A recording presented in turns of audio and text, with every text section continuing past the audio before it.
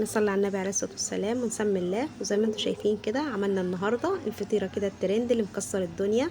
طبعا بيسموها فطيرة ست كريمة. فقلت بقى اما اشوف كده الترند ده، فعلا طلعت جميلة جدا، تستاهل فعلا الفطيرة ديت اللي هي تطلع ترند. شايفين الجمال وبكل سهولة كده عملناها. تقطعيها كده والكريمة في قلب منها، فعلا الكريمة جميلة جدا. بكل سهولة كده بتعمليها. يلا بقى كده نبدأ ان احنا نقول لكم هنعمل ايه. طبعا زي ما انتم شايفين معايا كده 4 كوبايات من اللبن، ومعايا 4 معالق من النشا، ومعلقتين كبار من الدقيق، ومعلقه من الكريم شانتيه، ومعلقه من اللبن البودره، و3 معالق من السكر. مش هيكون معايا حاجه زياده عن كده. وطبعا اللبن معايا كان اللبن فيه قشطه. القشطه ديت بتخلي الكريمه كده بتبقى طالعه معاكي كده كريمي كده وجميله. وبرضه هيكون المعلقتين الدقيق دولت بيفرقوا معاكي جدا، بيخلوها معاكي كريمي كده، وحتى لو بعد ما بتبرد بتبقى معاكي كريمي كده وجميله. زي ما انتم شايفين انا بحب ان انا اعديها على المصفى، لو فيها اي تكتلات ولا فيها اي حاجه مش حباها. طبعا يعني مش بتخلص منها. وحطيت كده يا دوبك كده نقطتين كده من الفانيليا السايله، او من البواكي الفانيليا دي حطي منها لو انت حابه. مش حابه ما تحطيش. طبعا كده خلاص هحط بقى كيس كده من اكياس التلاجة عليها، لازم يلمس وشها عشان ما تنشفش معايا. وهبدا ان انا احطها في التلاجة لغايه ما تبرد خالص. هيكون معايا بقى للعسل. دلوقتي هعمل العسل الاول. هيكون معايا كوبايتين من السكر وكوبايتين من الميه، ومعلقه كده معلقتين من العسل الجلوكوز. طبعا العسل الجلوكوز ده متوفر عند بتاع مستلزمات الحلواني، هتلاقيه تجيبيه كده، بيخلي فعلا معاكي العسل، بيديكي طعم جميل جدا في العسل الحلويات. وهيكون معايا عصرة صغيرة كده من الليمون. طبعا انا عملت، لو انتي بقى عايزة تعملي بس الصينية ديت، ممكن انتي تاخدي مثلا من الكوباية واحدة سكر تقللي لكن انا كنت محتاجة ان انا كترت عشان خاطر كنت بخلي العسل عندي كده بحتفظ بيه يعني، لو بعمل حلويات ولا حاجة بيكون موجود عندي على طول يعني. طبعا زي ما انت شايفة كده جبت لفة الجلاش. افضل حاجة لو تجيبي لفة الجلاش تكون لسه معاكي طازة. هي يعني كانت يعني مش عارفة بقت تتقطع مني شوية، بس يعني الحمد لله بفضل الله قدرت ان انا اعملها كويس زي ما يعني بالراحة كده معايا واحدة واحدة. هبدأ كده اجيب فرشة كده من السمنة. طبعا السمنة اللي معايا انا حطيت كده شوية في الصينية بتاعتي. اهم حاجة بقى السمنة معاكي في الحلويات الشرقية دي، بتحب بقى السمنة البلدي، بتديكي طعم جميل جدا الصراحة. بدأت طبعا زي ما انتوا شفتوا انا فردت ورقة الجلاش وحطيت عليها كده من السمنة. اهم حاجة توزعي السمنة فيها كويس عشان خاطر تبقى معاكي مورقة كده وحلو. هبدأ بقى اجيب الكريمة كده، وابدأ ان انا احط اللي انا بحط عليها الكريمة ما بيكونش عليها سمنة. هبدأ بقى آه، اشيلها كده. طبعا الكريمة معايا بردت خالص، سبتها في التلاجة لغاية ما بردت خالص. اهم حاجه ما تحطهاش وهي سخنه عشان خاطر ما تفرقعش معاكي. هتلاقي الجلاش يفرقع وكده وتبقى الفطيره مش طالعه شكلها حلو. لو فرقعت معاكي مش هتبقى شكلها حلو. اهم حاجه ان انت تقفليها كويس. هبدا بقى ان انا احط كده 3 ورقات على بعض.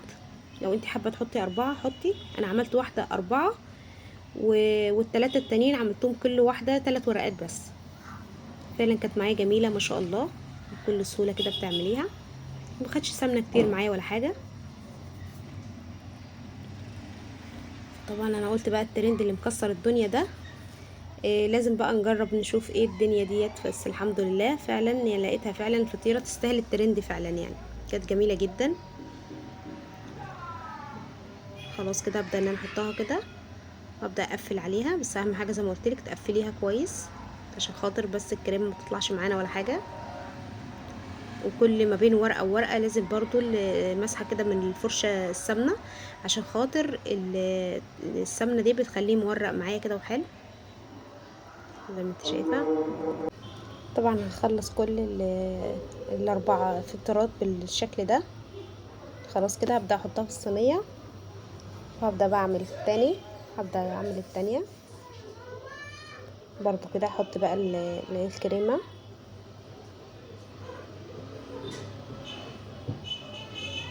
نظبطيها كده.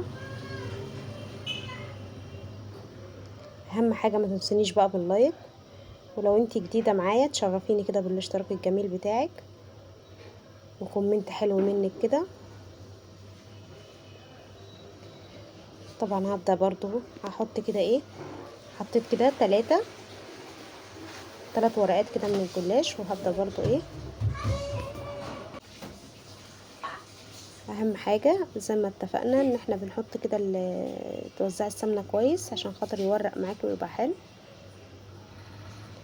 طبعا هعمل برضو الاتنين التانيين كده نفس النظام كده. خلاص خلصت، هبدأ بقى ان انا ايه احطه كده في الفرن زي ما انت شايفه لما ياخد معايا اللون اللي انا عايزاه. جبت بقى اللي هو العسل معايا اهوت، هحط بقى العسل عليه كده وهسيبه بقى لغايه ما يبرد معايا خالص، وهبدأ اعمل الكريمه. طبعا معايا كوبايه كده من اللبن، ومعايا كوبايه صغيره من الكريم شانتيه، ومعايا كده معلقتين كبار من السكر، وهيبقى معايا معلقه من اللبن البودره. بس ديت الكريمه معايا. وممكن لو انت من حابه تحطي من الكريمه اللي احنا حطيناها في قلب الجلاش تحطي منها في مع الكريم شانتيه وتضربيها، هتبقى جميله جدا معاكي برضو. واعملي بقى الروزيتات اللي انت شايفاها الجمال ده، او انت حابه توزعي الكريمه براحتك خالص زي ما تحبي. طبعا خلص كله كده زي ما شفت ديت. خلاص كده انا خلصتهم، هبدا بقى ان انا ازينهم. طبعا هيكون معايا كده مكعبات من المانجا. الصراحه انا كان عندي المانجا دي، طبعا وزعت كده كم واحده كده من العنب. فزي ما قلت لك اي حاجه عندك متوفره ممكن ان انت تزيني بيها. يعني المانجا معايا ما شاء الله انا بتفضل متفرزه معايا طول السنه معايا كده بشتغل منها. زي ما انت شايفه كده بدات ان انا قطعتها مكعبات كده وهي لسه متجمده. طبعا هيكون معايا مانجا، وهيكون معايا برضو واحده كده من الموز، وكم واحده برضو من الفراوله، شويه كده من المكسرات حبه صغيرين كده. يعني ايه التزيين ده الحاجه الموجوده عندك. بصراحه انا الحاجات دي اللي كانت متوفره عندي، فعشان كده انا زينت بيها. لو انت حابه بقى تجيبي اي فاكهه تانية او اي حاجه تانية براحتك خالص. يعني يا دوبك واحده بس من الموز، وكم واحده من الفراوله برضو كنت مفرزاها.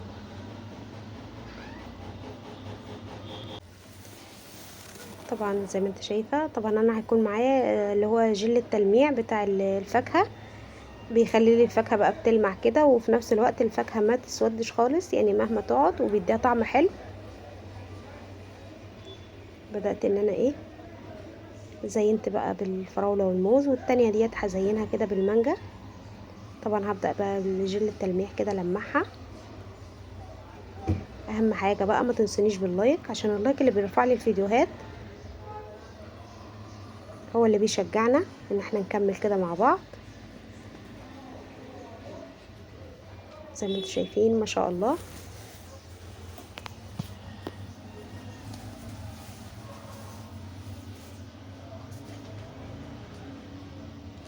يا رب يكون الفيديو عجبكم، والسلام عليكم ورحمة الله وبركاته.